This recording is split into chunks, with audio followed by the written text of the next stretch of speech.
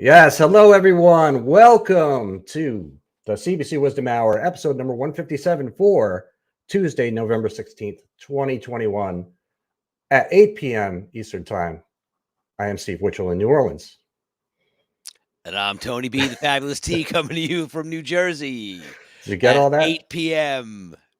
Yes, EDT. just saying the time so you know if you're watching it live or you're watching the replay, because people will comment watching the replay and not understand why we're not responding live, but it's because they're watching a recording. Or it's a 12-hour tape delay, so they Something can like edit it. that. Yeah. But if you are in Either here way. watching live, which a bunch of people are already, come on in and say hello. Tell us where you're from. And we will acknowledge your presence and your gift to the world, whatever that may be. Let us know. What is your gift to the world? Is that the question for this week, Steve? No, but I did ask a question. What is your gift to the world?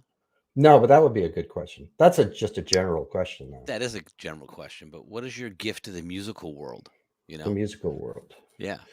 And as always, too, if you're watching on the Facebook group, you need to click the link in the description that lets StreamYard show your name. That's all it does. It's not going to take your email or call you in the middle of the night. Because somebody from Alabama, Facebook user, says hello. And we don't know who it is. But hello from Alabama. It's the state next door to me.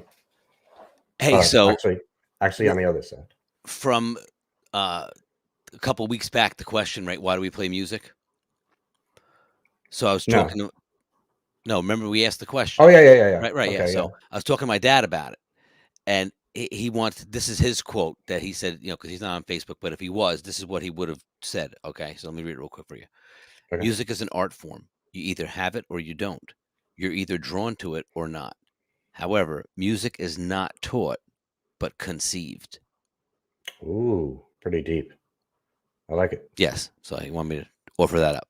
That Facebook user has identified herself as Vicky Bailey. Vicky Bailey, come on down. Yes. And as always, we are streaming in the Cover Band Central Facebook group, on the Cover Band Central Facebook page, and on the YouTube Cover Band Central channel, which you should subscribe to. There's a link also in the description. Click that link, click subscribe so you know when we go live, and you can see all the wonderful videos we've done in the past. And be There's up many to date of them. on all the latest wisdom, 157 hours worth of wisdom. Yes, there's many of them. And just people coming in new now, let us Yeah. know who you are, where you're from. Say hello. In the comments, we will see that and we will acknowledge Hola, you. Steve. So, howdy.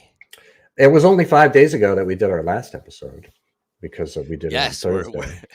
You know, what we're doing is we're staggering them then now so we get more episodes in per capita. So over the course of the year, we might actually get like 56 or 57 episodes in. Yeah, but there's a lot of people that are downloading it, listening to the audio. So we thank you for one. We've been doing this now for 4 years. It was I'm going to quiz you on this because I just looked it up. I wanted to know when our starting date was. Do you remember? Our starting date was February 22nd, 2017. That is incorrect. It was April 5th, 2017. So we have to remember that. Close, okay. We have to remember that when April 5th comes up again, because it'll be the 5-year anniversary. 5-year anniversary. Wow. But for those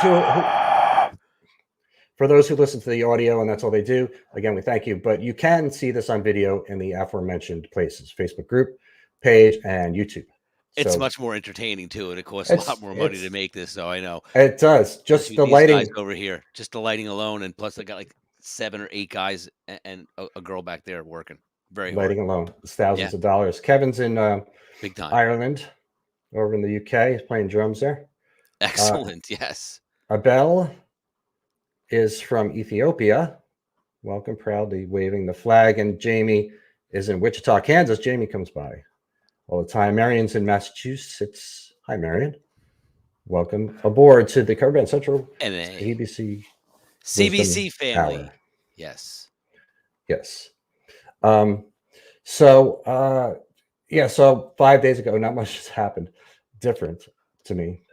How about you? Anything? Yeah, well, I have a bunch of gigs coming up. I'm playing Sunday, Wednesday before Thanksgiving, and then the following Friday of the following week, and then the following Oh, sorry. Sunday for I'm sorry. Survivor I'm Party. sorry. I'm sorry, Kevin. I didn't mean that. Sorry. He said because I said UK about Ireland. Yeah, Okay, no, I'm Ireland's sorry. Ireland. Parties. You're playing a Yeah, no, I party got a in. bunch of gigs coming up, so like 4 or 5 gigs in the next 2 to 3 weeks. So we can talk about that kind of fun stuff too. Right. Yeah, Ireland has nothing to do with the UK. I'm sorry. I'd show my American ignorance right there. Yes, you did. Craig says season's greetings or whatever. What's up, Craig? He's a frequent listener, watcher. So the only thing did you see the thing about Brass Against in the news? About what? The band Brass Against? No. All right, I will tell you about it. Please tell me. Because this article and the video has been getting shared on CBC a lot in the last couple of days. I have to get. I'm going to bring up the article because I want to get more details about this. But Brass Against is a cover band. They play. They have horns, a lot of horns and stuff, and they play big rooms. And they tour and stuff. They're a big deal. But they play like hard rock music. So they play like Rage Against the Machine was one of the first ones they started with. That's how they got the. And it's all brass? With horns, so almost like a big band version. But they have vocals, but they're really good. I mean, they have videos out there that are just tremendous. So, okay, so I'll read the article. So since you don't know anything about this, and then we can talk about it. Other people do, so they're gonna have something to say. But a police report was reported in Daytona, Florida, after Brass Against singer Sophia Urista called a fan onto stage, had him lie down, then seemingly urinated on his face as the band played.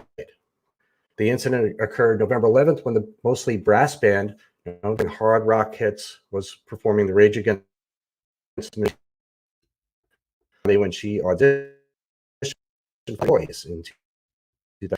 As seen on video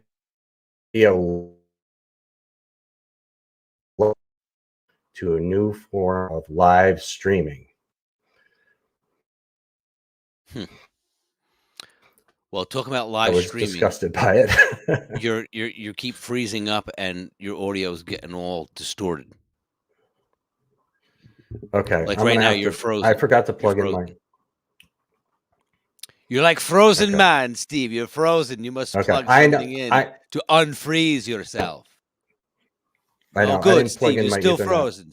Still frozen, Steve. Shh.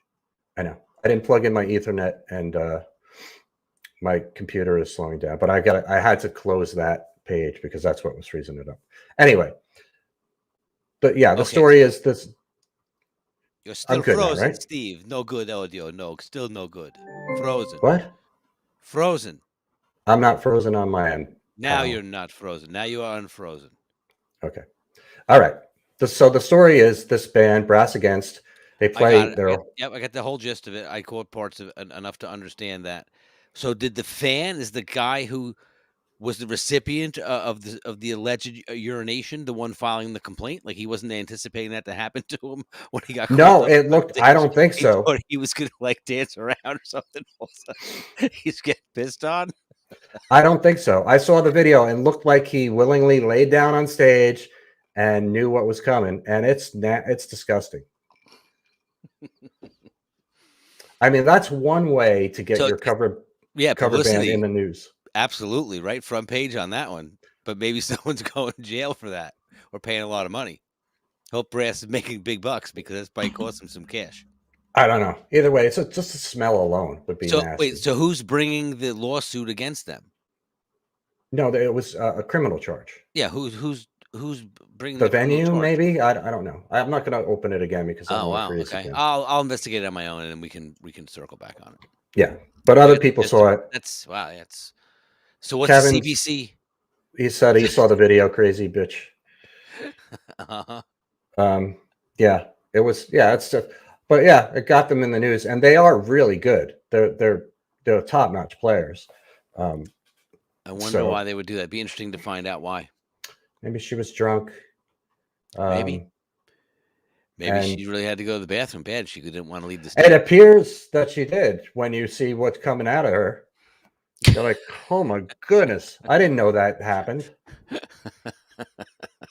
It's like a bucket just being Bummer, man. And was the dude happy about it after it happened? Did he get I up? Was don't he know. like, in front of the stage, or did he I don't run? know. Or It doesn't. I that's what we stopped need it. to see the behind the scenes footage of that. I had. Someone's got it on their iPhone somewhere. I didn't say. No, it's on YouTube. It's on. No, but I mean the behind the scenes footage, like the entire thing, Oh, right. because someone's always taking video of something. Right. Yeah. And Craig said it's crazy that Brass Against states that their mission statement is to inspire social and personal change. Well, that's one way to do it. Huh? Yeah, that could be life changing. Yes. Facebook user says, Tony B. Hey, what's up, Facebook Hey user? now. Yeah, Facebook. Steve, If you're please tell that Facebook user how do we get to see their name? if you're watching in the Facebook group, you need to click on the link in the description that lets StreamYard show your name. That's all. Easy peasy. All right, so What's up? that was a big news story, and I thought, it's funny, it's silly, but it's kind of cool that there's a cover band in national news. Like Howard Stern was talking about it. There you go. See, it's opening the door for all others to follow. So by whatever means, get yourselves out there. Yeah, and when the Sophia heard about the police report or the criminal charge, somebody said to her, "Ooh, you're in trouble now." Oh yes, Ba-doom, You're in trouble. Get it? Yeah. All right. So yes, the question this week, I went with your suggestion, that you suggested last week, which was, what was the best gig you ever played? Simple as that. And I asked this a couple hours ago, and we have a multitude of responses. So as we always do, we're going to go through and look at your answers in the Cover Band Central group and discuss. And if you want to answer the question, if you haven't seen that post and you're watching live right now, you want to answer that question, just answer that question, and we will read it live as well. And we're going to answer that question too, Steve, at the end. Yes. What was the best gig you've ever played? So, shall we? Yes. Now, wait, before we hang on one moment. Okay. Best could be defined by so many different factors, right? The greatest performance, the best venue, like the most perks, just the overall experience, It could also be the best gig in matter that you saw something incredible happen or some kind of occurrence transpired while you were there, which wasn't necessarily the highlight of your performing career, but was something so memorable that you say that was definitely one of the best gigs I ever played. Certainly. So there's a lot of criteria. Yeah. So I'm interested to see what the answers are, because I'm sure they're going to be just as varied as the criteria. I hope so, because I have not looked at them yet. So let's check it out. Here we go. All right. Made the text nice and big again so we can all see it. What was the best gig you ever played? By Steve Witchell 2 hours ago. Mark Gregg says a wedding that was attended by Robert Plant and Dee Snider. Both of them, Robert Plant of Led Zeppelin, Dee Snider of Twisted Sister. Both of them sang with us and hung out all afternoon and evening telling hilarious stories. Wow and wow. I would love to see pictures of that, Mark Gregg. I would have loved to have been there. Yeah, been there, and I want to see proof of this, because why are Robert Plant and Dee Snider at a wedding that you attended? Who was getting married? Where was it? I want to know all of these. Wait, was he attending the wedding or was he playing the wedding? He says a wedding that was attended by Robert Plant and Dee Snider. Yes, he was in the band, so he was performing. I guess he was performing. Both of them sang with us. Yes, okay, he was performing. There you go. So yeah, who's he friends with that's friends with them? Or maybe they're a friend of a friend, I don't know. I have 3 mutual cool friends. Michael J. and Clark Suter. Okay. Moderation alert. All right. So that's a cool start off right there. Best gig you ever played. Yeah, I mean, dude, yeah, if I played a gig and Robert Plant from Led Zeppelin was there, that's it. I don't need to play anymore. And even D. Snyder. D. Snyder was great. Jim Greenos says the Cleveland Art Institute on Halloween, the costumes were amazing. nice. Costumes were amazing. Sorry. Yeah, Walter amazing Stanley said, costumes.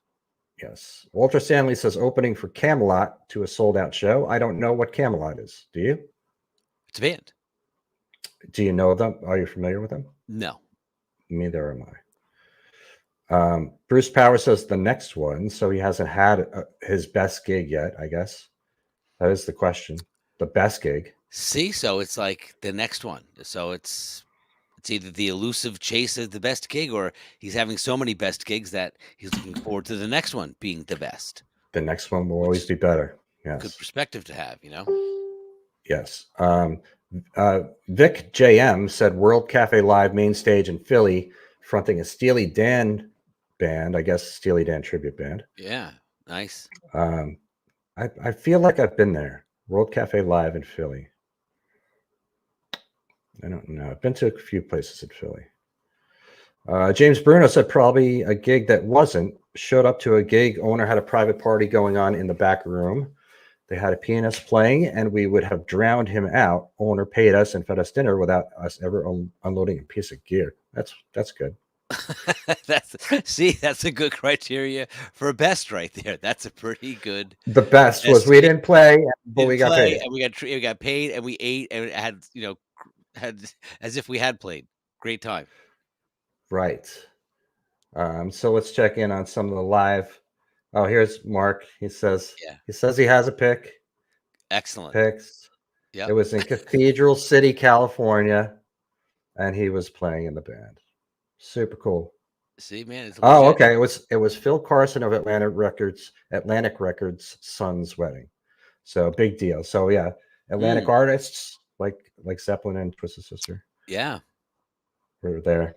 Craig Gill played Monsters of Rock. I think he told us this already. Yes, Monsters of Rock, 91. Moscow, 91. It was like 10 million people or something, he said.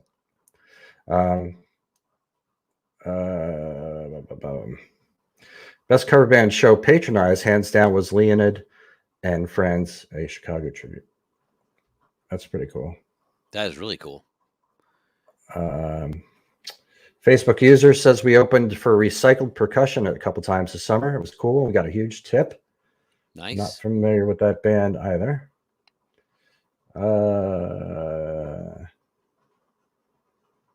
Okay. Mark said, best gig ever, played at our company holiday party in Seattle's WAMU Theater. Only 4,700 of our colleagues and their friends. The CEO sang one of our songs, so they had to have us. No choice. Had to have you. Good place to be. Yep.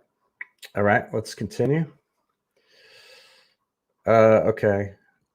So Tabitha Nichols says, my next one and then the next. The ones I remember most are the benefit concerts. Bass player here. Stephen Richard Clark opening for John Lennon and the Plastic Ono Band. There you go. That's sharing the stage with royalty. Looks like a drummer as well. Yes. Drums. Mike Curtis is just so gleeful about his whole thing. He says there's too many to call one the best. So there's all great.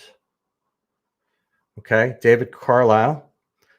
I still play some good ones, but then nothing has surpassed a battle of the bands in my high school days. Clarence Clemens and Max Weinberg from the E Street Band were the judges. There were 6 bands. When we won, we got to do a 15-minute jam with them on Twist and Shout. 15-minute Twist and Shout. Wow. The 1,000 plus people in the auditorium went ballistic. It was just outside Asbury Park, New Jersey, which helped, being as that's the area that made them famous. So that is Stone Pony, baby. Have you played the Stone Pony? I've never played Stone Pony, no. I played Stone Pony twice. It was a really it was a great gig. You know, you've been there though, right? Oh yeah, plenty of times. Yeah. It's a cool room. It's The location is cool. Right by the water. I think And the best show I ever saw there was Dream Theater when they first started touring Images and Words okay. early on the tour. I Great show. I think I did see Dream Theater once too. Not there though. Long time ago, man. Saw Dream Theater. Yeah, I saw them there. And real quick, funny story, like you said about best gig. Funny experience was me and my buddy. It was the bleachers. Stone Pony had the bleachers that went up the back. When you walk Outside, you into mean? no, you walked in. When we saw Dream Theater, you walked in and there was bleacher seating up to the left, a huge Oh, floor area, and the stage was to the right. So we got there early, and we were sitting up like a couple of tiers above everybody, so we could see. We had a great vantage point. Then it started filling up. So as the night's going on, we see this guy down in the front. It's a pretty big guy, and he's lighting up a joint, and he starts smoking it. And from where we're sitting, we see this other two guys look over there. They have a little conversation amongst themselves, and the one guy walks up to him. You can hear the guy saying loud, like, "Put that out right now. You're not allowed to smoke that in here. I'm gonna have to ask you to leave. I got to take this and confiscate." He took the guy's joint after the guy put it out, took it from him, gave him like a reprimanding, walked away back into the crowd. As that transpires, he goes back to his friend and lights up the joint and starts smoking it with his buddy. The guy that just got taken from the joint pulls another joint out of his pocket and lights it up. So there you go. I thought it was interesting that the guy had balls to just walk up to a complete stranger and steal his lit joint. Right. It's funny. Yeah. What is the lesson that we've learned here, kids? Always bring more than one joint. Yes. Or have so much self-confidence that you'd be willing to do almost anything and not give a shit. Johnny Fever is back. He said he met Phil when he managed Jason Bonham. Did sound for Jason. It was pretty struck when he met Phil. Yeah. Phil who? Phil. Oh, Phil Spector. Managed Jason Bonham, probably. Nikki Frank just said hi, guys. Hi, Nikki. Welcome. What's up? Oh, that's pretty cool. Steven played Barrett Jackman's wedding back in 2007. Pretty much the entire St. Louis Blues team was there and the owners. So a lot of tall people. Okay.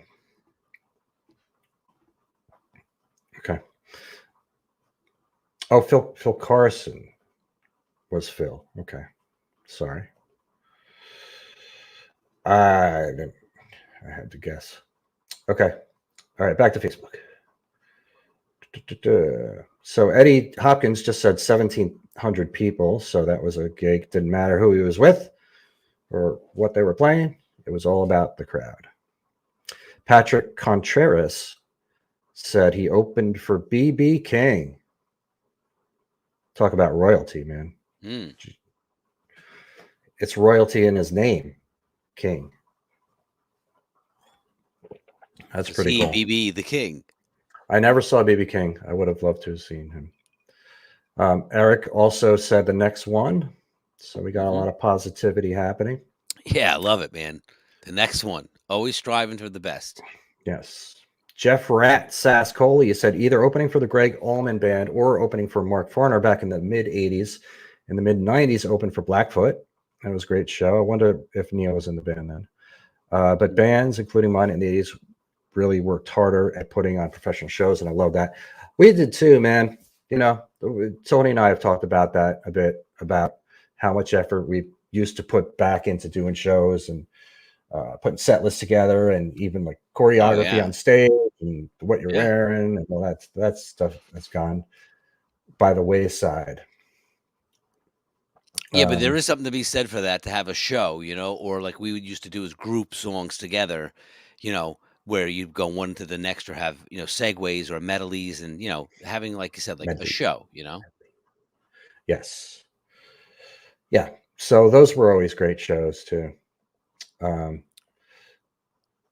Back in the olden days. Okay. William Brink opening for Tom Gant. It's cool. Ronnie Meyer said opened for Primus once before they were signed.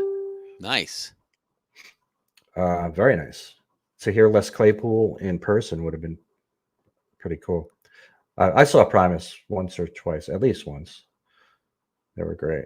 Where did you see them? I saw them at Waterloo in 1993 or 4. It was Lollapalooza. And it was Rage Against the Machine, Primus, Alice in Chains, Arrested Development, Fishbone. It was really good, man. It was that's a good lineup right there. Yeah, it was an incredible day. It's one of my favorite concerts that I've ever been to. Yeah, it was just a beautiful day in Jersey.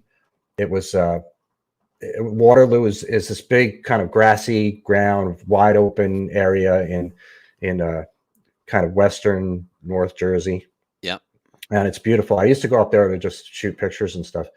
But they used to have shows there. I don't think they do anymore. I don't think they have for a while. no, But yeah, it was Lollapalooza. It was 90. It had to be 93 or 94. Yep. And that was the lineup. It was Rage, Primes, Alice in Chains. Because around that same time was when Jane's Addiction. It was Alice in Porno for Chains, Pyros. right? Yep. It was Porno for Pyros that played too. Yep. Perry Farrell's band. Yeah. I can't remember who else, but those were the Fishbone. Like Fishbone, I had never really seen Fishbone, and they were like ridiculous. Vinny Solano's here. Vinny, it's happening, brother. How are you, Steve and Tony? We're good, buddy. We're excellent. All right. So let's go back to what else you got. I have a lot of buttons to press. Well, now we know Vinny's out there. Vinny, what's the best gig you've ever played? Yes, he can tell us know live in the chat. Dylan Callahan said Dylan Amphitheater. Dylan spelled differently in Dillon, Colorado, with the Machine. That's a Floyd tribute band, I believe. Yep. Glorious Circumstances, Hair Blowing in the Wind, Diesel Clare Brothers, PA, majestic backdrop, thousands of people, and Pink Floyd music. There you go. That's a good time right there. That is a really good time. In Colorado with the Floyd, probably a lot of Dylan and Dylan. Yeah. Chilling with Dylan and Dylan. Probably a lot of party materials there. Mark Stringfellow, Huntsville Hilton House gig in Huntsville, Alabama in the late 70s. Okay. Curtis played supporting Blackberry Smoke. It's cool. BK Drums just said depends. So I don't know what it depends on, but it depends on something, according to him. Maybe he's referencing wearing depends. This way you never have to leave to go to the bathroom. You just keep playing. That could be what he's saying. You know? I hope that's what he's saying. Maybe. Herb Harris opened for Jason Aldean in Lafayette, Indiana, just right before he became really famous. He's a great performer. It was awesome. And also opened up for Helen Bowl Pie. Yeah, he's got a great band, Jason Aldean. Yeah. Larry Mills said the cruise in at the New Carlisle Heritage of Flight Festival 12 years running. I don't know what that is either. Well, whatever it is, he's been doing it for 12 years, and it's the best gig he's ever played. So 12 years, he's living his best life, playing his best gigs. Love it. Kirk Romero said played the 3 p.m. afternoon spot on the Chevron stage for the French Quarter Festival in New Orleans. It was a sea of people. Yes, there are a sea of people at festivals in New Orleans. You will see a lot of people at festivals, Steve. Just look around. That's right. Sandor Schneck said Convention Hall in Asbury Park, which I'm not sure if I've been to or played. I've been there several times, never played it, but that is a beautiful place to play. It's tiered, like there's an upper balcony and a lower section, and then the stage. Okay. Actually saw Terry Bozzio there backstage. Hung out. Oh, cool. Yeah. More Dylan. Rob DeGo said opening for Dylan Scott at a country fair here in Montana. I didn't even know that people lived in Montana. But they sure, did. Man. They're rocking out all over the country, Steve. Come on. That's right. Paul Langley on a riverboat going up to Tennessee River for 2 hours and then back. That's cool. I love playing in motion. I played like on a float when you're in a parade. I've done that a bunch of times. That's always fun.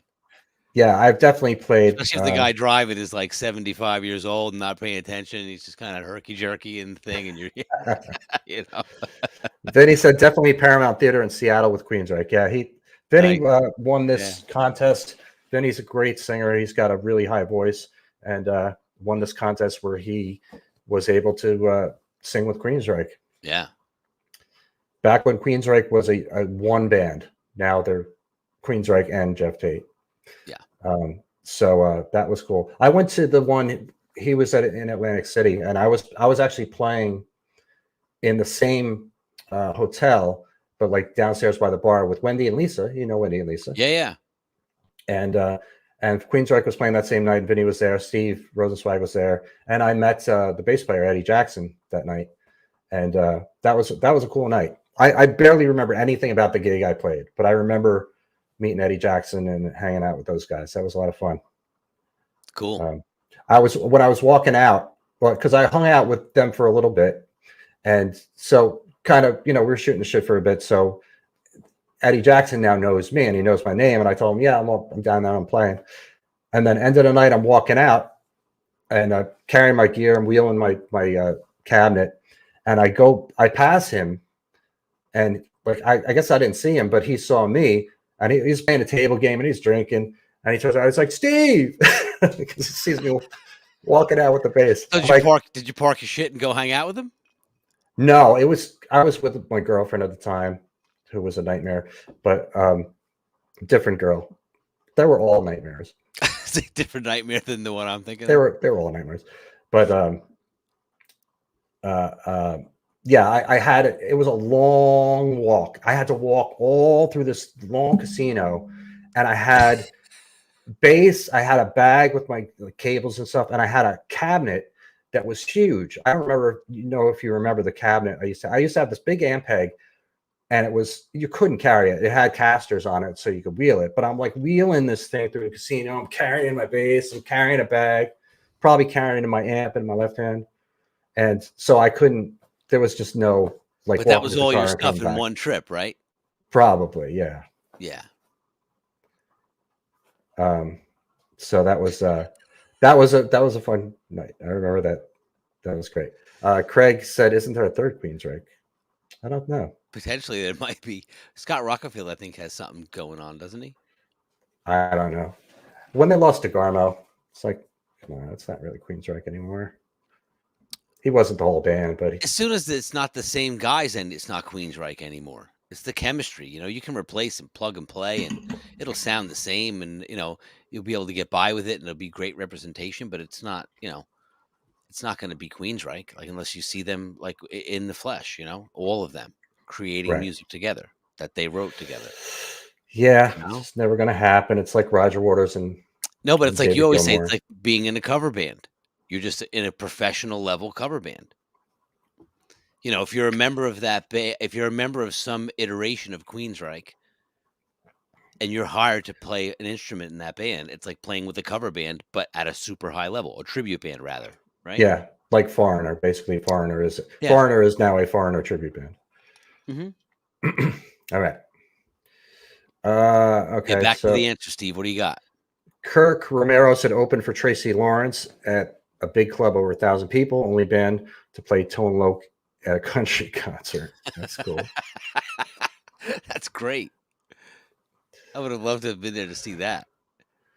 And Ray Peralta just took it one step further. He said the last one and the next one. Yeah, there you go. So gotta like that. Cedric L. Cheney said Millennium Park in Chicago alongside Elton John. I was left dumbfounded. I couldn't believe it.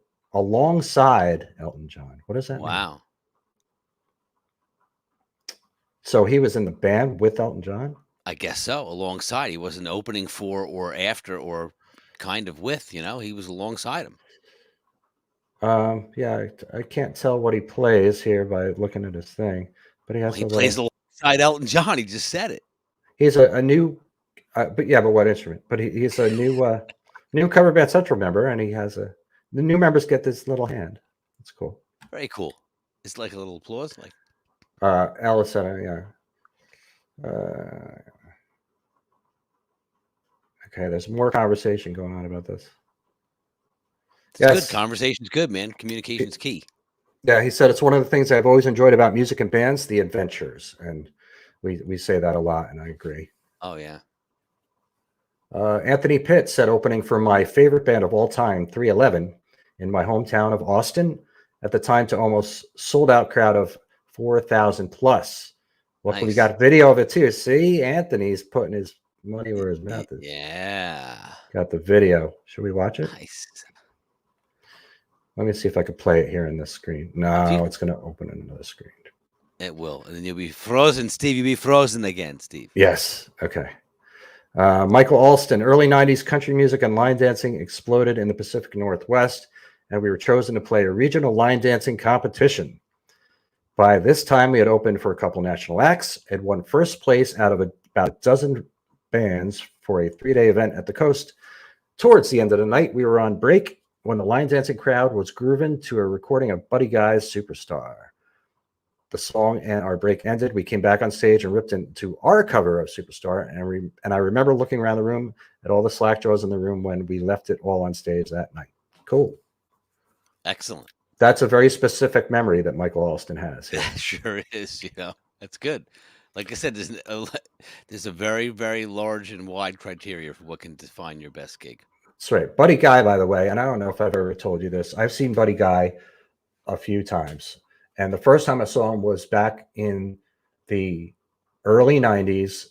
And I was working for Sam Goody. I was a store manager, and my district manager, basically my boss, was this guy, Mark Stone, who really took me under his wing when I was working for Sam Goody and helped me along. And he was a rocker. He was a guitar player too, hobbyist guitar player. But he was into rock music, and he took me to a bunch of shows. He would get comps for shows, like backstage passes for things. And right, because he works at Sam Goody. Yeah, it was, up there. For those that don't know, Sam Goody was like the chain music store. Yeah, it was, for a while, it was the number one music retailer in the country. Yeah. And he would take me. So he would always get like a +1, and he would take me to these shows. So I saw a lot of shows and got to meet like some stars, some famous people as a result. Yeah. But one of the shows that he took me to was Buddy Guy, and I'd never seen Buddy Guy. I'd never listened to his records at all. I was barely really into blues at that time, and it was a small venue in New York City, and this guy came out and just blew me away, man. He would stand like 10 feet back from the mic, but he was still projecting, and you could hear him in the room. And he would walk around the room. He was very engaging with the audience, and just the talent that spewed out of that man is unreal. If you're into blues, into guitar playing, ever get a chance to go see Buddy Guy, he still plays, so go see him. And I think he's got a place in Chicago too that is like Buddy, his club. But man, oh man, I've seen him a bunch of times since then, and that was what first got me into blues music. I hadn't really been into it before then. So that's my Buddy Guy story. Excellent. Yes. But yeah, it's interesting how you run into people in life that will introduce you or turn you on to different, types of music or things that you hadn't experienced before. I had a good friend of mine like that who passed away not too long ago. And he was big into going to the city and seeing a lot of underground bands like Milo Z before he was famous, and just a whole bunch of different eclectic bands and music, and just a different, just being exposed to things that you wouldn't have otherwise been, sought out on your own or been exposed to, Right. Yeah, there's a lot out there too. Nowadays, more than ever, you can find new music. Well, yeah, don't forget there was no YouTube back then. There was no, internet. There was nothing, It was all paper ads and word of mouth. Someone saying, "Hey, I know this band. You got to go check these guys out." And it was cool, underground scene, because you go to these clubs at like 12:30 or 1 o'clock in the morning when the band was going on. You know what I mean? They were playing till like 4, and the place was packed. Hundreds of people. Right. Whole different scene than it was in Jersey playing, original and cover circuit. Yes. AJ Malik said played a NASCAR event at Michigan International Speedway. I wonder if they played Sweet Home Alabama at a NASCAR event. A lot of people, for sure. In Michigan. Andrew Daniel said my next one. Jason Harlow, Madison Square Garden. Nice. Mrs. Madison had the cutest little garden cutest little garden where we set up and played Wagon Wheel to her cast. Great show. You had me there for a second, Jason. Yeah. Marianne said opening for Horselips, sold out art gig in Belfast, and Jim Lockhart joined us on stage. Cool. Mark's last gig, he said the last one we did about a week and a half ago. Nice. Yves went all in, all of them. So each one is the best. Yeah. Robbie Young said the last one I do, who knows when, so Robbie's still playing. Bill Burnside's is from 31 years ago, Hollywood Bowl in Los Angeles, 1980. I hope you get some more good gigs. Oh, and he also said Steel Valley Van concerts in the 70s. Van concert. Eric Blundell with Randy Rhodes' brother and best friend, not once but twice. Cool. Wow. I guess Randy Rhodes' brother is a guitar player, you would think. Maybe he's a drummer like Eddie and Alex. Maybe. Chuck Marshall Melton played an 80s set before Bret Michaels played before a Tampa Bay Rays game at Tropicana Field and in the courtyard of Amelie, I don't know how to say that, Arena before a Tampa Bay Lightning game. Cool. Larry Lupo filled in for Mike Inez on bass on the Ozzy No More Tears tour for 3 nights. There you go. Wow, that's a great gig, huh? No More Tears tour. That's going back. Yeah. But what a great tour to have been on, right? That was Ozzy's heyday back then. Yeah, that was Zakk Wylde on guitar. Yeah. So that was the early 90s. And who was the drummer then? I don't know who was playing drums back then. It was probably Tommy Aldridge still. Yeah, he was on and off because he was on and off with other bands too, like Whitesnake. Yeah, that's true too. I'm trying to think who else played drums with Ozzy in the early 90s. Eric Singer, maybe? Maybe. I'm thinking, geez, I'd have to look it up. I don't know. Let me see if Alexa knows. Alexa, who played drums with Ozzy Osbourne on the No More Tears tour? Here's something I found on the web. According to Wikipedia.org, Harry James played drums temporarily for half the tour as Jimmy Copley had taken ill. Did you catch that? Yeah. Got Jimmy Copley, that's right. Right. Alexa knows everything. Sure does. Ken Connolly said many, but I was born nervous. Or stage fright. Always give 150%. Impossible. The Queen Mary and Long Beach. They liked us. We were loud, and the walls separating us and a disco machine, dude. They moved the accordion.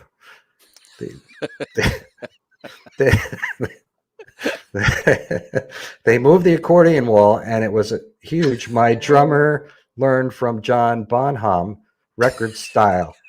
My favorite friends, my band fun. Paid in advance. Sounds like a fantastic gig. And I want to have a drink with that guy. For sure. Oh, boy. I'm just reading it, folks. Yeah. I'm reading what's there with punctuation and all. And where's that gentleman from? Does it say, or you don't know that? Let's see. He's a meditator on Earth, and yes, he studied electronics repair and music at the Long Beach City College Foundation and Alumni Association, wherever that is. Long Beach, that's California. And his avatar says Happy New Year 2021. So I'm guessing yes, he's not on Facebook a lot. I like that. Happy New Year 2021 was 11 months ago. Okay. Ken McKim said, not a big show, just a barn party for a Narc Anon Bikers Club. Was watching the crowd grinning back at me. It was the first time I'd ever felt a physical sensation of happiness yo-yoing from the crowd back to me, and it was wonderful. Other musicians I've talked to since have felt the same. Sure. That's why we do it, man. Yeah, absolutely. We do it to get that connection. Oh, Ken Connolly Connolly has more to say. Let's see. He said, I was playing the Troubadour with 4 other bands no one heard of: Devo, Martha and the Motels, a British new wave punk band. I think it was Martha and the Motels was Martha. What the heck is her last name? Her name is Martha, though. So maybe it was Martha and the Motels before, and then Maybe they it got was. tired of that, Okay. and they just called it the Motels. Maybe. I would have paid to watch. After performing, I met Peter Frampton in the audience. He liked the song I wrote. Just seeing him, talking to him in the 1970s, I couldn't get any gig, and we had an audition. I felt we need exposure or an unimportant gig to test our new songs, or really for me to calm down. I met an old high school friend. He said he was writing a movie called Phantasm. We jammed behind a church. He said, ask the preacher, dude. We played at Terminal Island Prison. There was a ministry there. We played with Aretha Franklin. Many famous fans entertained at prison for tax reasons or whatever. Wow, this guy's life is exciting. But I wonder if his friend who was writing the movie Phantasm is the actual screenwriter behind the movie Phantasm, because that was a movie. That was a big, yeah, and it was movie. it was a popular horror film. Yeah. So Ken Connolly's got a lot of memories there that he good. that he cherishes. Best can be anything, Steve. Could be.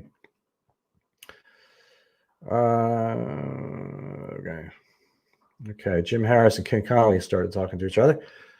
Michael Tesoro, the Jersey Shore Boardwalk Club, 70s with a Chicago cover band. I was a 25-year-old single drummer. Use your imagination. Yeah, I mean, in the 70s, Jersey Shore was happening. I was young then, but yeah, and Chicago was big then too. Oh yeah, huge in the 70s. So to be in a Chicago tribute band, forget about it. That's interesting, because I didn't even know. And even playing the best instrument, the guy's a drummer. I mean, it doesn't get any better than that. Come on. I didn't even know there were really tribute bands that far back, like the 70s. Well, he said a Chicago cover band. So it wasn't like a tribute band, but it was just a band that they probably just did all Chicago stuff, Or maybe they were from Chicago. Maybe. Pete Tarkanis wasn't around yet, so he definitely didn't have them under his. Oh, he was around. He was just not ready to promote bands yet. Not ready to spew his venom. Jim Harris said it was probably what was the one just recently. You can judge gigs in terms of money, exposure, the crowd, many things, but this was absolutely a little private party with not that many folks there, but they all had so much fun, and in doing so made us have more fun than any of us had in years. I think the crowd makes the gig every time. Yeah, Jim, you got it, man. I mean, the crowd, it's a shared experience. It's not just the crowd makes the gig, it's you do and your interaction with them and everything. Yeah, Craig, Martha Davis, thank you. There you go. And whether it's hundreds of gigs, Steve, or thousands of gigs, right? There's so many great memories from all those gigs that you can recall and recount. And like I said, whether it be the best that you were treated or the funniest thing you saw, or there's always something you can remember about gigs. Be like, oh, dude, I remember this story about a gig or that story about a gig. And there's hundreds of them, because for whatever reason, you always encounter all kinds of interesting things when you're in a band. We're just on that frequency of adventure, kind of, because you're in a creative mindset.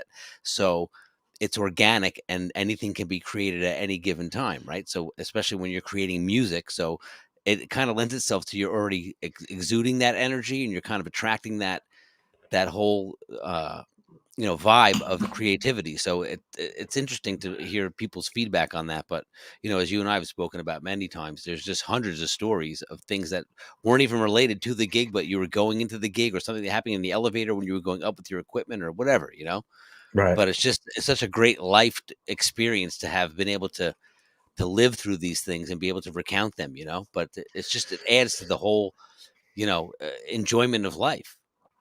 Agreed. And people sharing their stories have spurred memories in me and in you too. Like, oh yeah, I got like 50 stories right now that I want to unleash, but I'm going to hold back. All right. Well, let's see what else we got here. John Karuna. 2-hour live radio show in New York City with my 13-piece, 5 horns blues rock band in 2010. Best band I ever put together, and started gigging in 1963. Way to go, Wow. John. Yeah, John. Good run there. He's got a coffee cup because he's a conversation starter in the group. There you go. If you're not in the group, by the way, He's a come lot of join the coffee to group. keep going. Come join the group, coverbandcentral.com/groups/coverbandcentral. I mean, facebook.com/groups/coverbandcentral is where all these people are. Don Enick actually was my first one, a festival with 250 people turn out. We had a great time, and it started my passion. So he remembers. Yeah, Don, started his passion. Great description right there. Yeah, and Eric Oberman said the very first one and everyone thereafter. Mm-hmm. Ron Davidson, that's one's easy for me. The last night of my band in 1971, Gobbler's Knob at the Ridgely, West Virginia VFW. We were almost a Grateful Dead cover band, but we weren't. We just played a whole lot of the tunes from Working Man's Dead and American Beauty, and did them damn well. We had a faithful, had a great time doing them. Yeah, faithful core of about 150 of the local hippies, and they were all there that night, hooting and hollering. He's got it all on tape, but it was so much fun. Can't ever be duplicated. Cool. Dan Dewey said, always the last one. Vince Park, sound supplied on a tractor trailer at a pig roast with an impromptu wet t-shirt contest. Gonna need to see pictures of this, Vince. I don't believe you, so let's. Yeah, no, definitely. Because I really would want to see that pig roast. Aidan McCallion, New Year's Eve in a tiny pub in Donegal, Ireland. I was drumming and also singing a few songs like Killing in the Name of, which we played at midnight, and everyone in this tiny packed pub was fucking jumping. Top 3 moments of my life. Magical. So that's 3 Irelands tonight, right? Yeah, we got a lot of people. The first guy. We get a lot of people in Europe. We get a lot of people in Australia as well. And Justin Michael Adams said outside party in the middle of cornfields in Indiana. I think I need to refresh to get more. That's cool, though. So it was 27 minutes ago. Let's see. All right. So, yeah. All right. That's it. That's all we got. I should have put this question up sooner. Hey, but listen, we're winding down. We got a good amount of answers. It just goes to show that the audience is, varied in their responses to what they are. But generally, all, fond memories and great stories and recollections and super positivity, right? Like, think about these, a lot of the answers of last and next, and just best gigs, still coming. And, that's why I said best could be so many different things, Steve. You have so many different memories of so many different gigs or something that struck you, like, think of something like, what's one thing right now you can think of that, not like your best gig or anything, but something that struck you when you were on stage where you're like, I'll never forget, like looking out into the crowd and this happening. Good, bad, and different, even a feeling you got, or like where you were just like, yeah, like I was meant to do this, or like a moment, like, what's a moment that you've had on stage? Again, that could be anything. Well, one that definitely comes to mind is one, and I told this story to you right after it happened. We were doing the podcast. Sorry, there's a fruit fly. There's always a fruit fly, like one.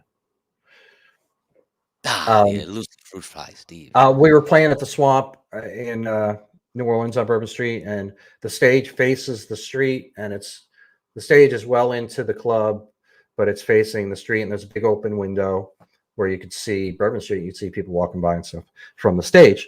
And it was, 3-4 years ago now, probably. Jazz Fest was that weekend, the coming weekend.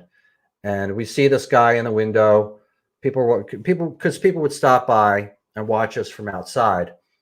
And some would come up like right up to the window and kind of lean in.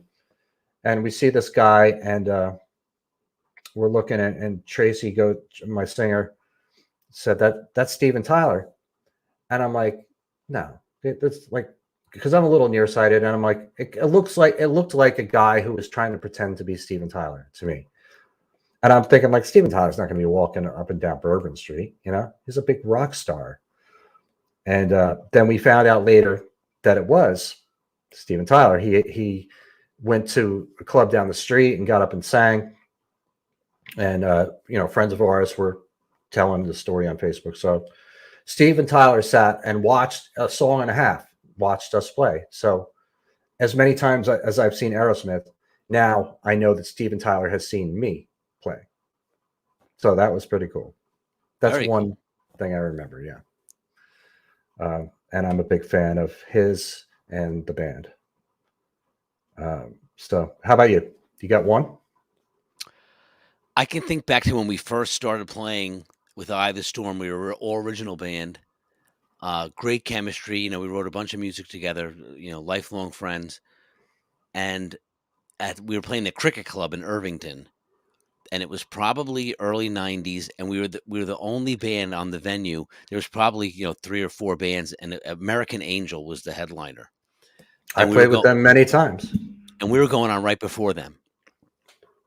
And we were, at the time, we had sequencers and we were, triggering things, and we played to a click, and we had all this technology that no one else had. And I can just remember at one point in the night, and we were all original, no covers. The only cover we played was Symptom of the Universe by Black Sabbath. Yeah. Yeah. But other than that, the whole set was all original. And I remember looking out at one point, and there was probably, I think 1,500 people in the room upstairs. It was like to capacity, packed out. And, we were playing through the house sound, house PA, house lights. And at one point we were playing and we had all the sequencers going and the lights were going, and the lights just blasted on to the crowd. And there was, everybody in the house was just standing there looking at the band, like just captivated. There was no one talking. There was no like conversations. You know what I mean? Like, it was one of those moments where I just remember looking out and scanning like the room, and everybody was watching us, and it was like, that was a highlight of our young life. I was probably in my mid-20s, Okay. but that's a moment I do remember looking out and being like, wow, that's pretty cool validation for what we were doing at the time. We believed in it, and it was the first big validation of wide scale where people were actually, paying attention to it. That's awesome. It's such a weird feeling if you haven't done it before. I mean, I'm so used to it, but I can remember when I was really young being on stages where I'm playing to big packed rooms, and I remember thinking, like, people watching, and I'm just kind of thinking to myself, like, what are you looking at? Why are you looking at me? Like, oh yeah, that's right. I'm here You're on the stage entertainment. That's right. space. Yeah, you're That's up in right. front. Sure. Because normally you don't just go around in life and have 1,000 people just looking at you. That doesn't happen. But if you're on stage, that's the kind of a thing that happens. Yeah, and if you're peeing on somebody, there's probably hundreds of thousands of people watching. Right. And and you're getting media coverage. Kids, do not do that. Don't do that. Emulate what this woman did. Please, I don't want this to be a trend. No urine on stage. It is disgusting. It stinks. It's probably sticky. And it's unsanitary, and it's not, there's no. And like the guy said at the beginning of the show, you're in trouble. That's right. You're in trouble. So don't, especially guys, because you don't want to be whipping that thing out. Don't do that. It's just not a good look. No, it's not a good look. It's not an attractive thing. Definitely not. All right. If you want to join the club, join the party, go where the cool kids go. CoverBandCentral.com is the place. Sign up for a profile for you, your band, or both. It is free. And it will always be. And there's so much cool stuff on there. You can do that. And please follow our channel on YouTube. The link is in the description. Cover Band Central on YouTube. That's where all these videos are. When we go live, you'll get a notification so you don't miss a show. And you can go back and watch the old ones and all the other cool video that's on there on the site. You want to get in now, Steve, right? Because get in now. You want to skate to where the puck is going, not where it has been. That's right. It's like Bitcoin. Get in now. Right. Go. And get on board. And yes, and keep rocking. Be safe during this holiday season. Get out there, play some shows, make some money. Stevie! Make a new best gig ever, and we will see you next week.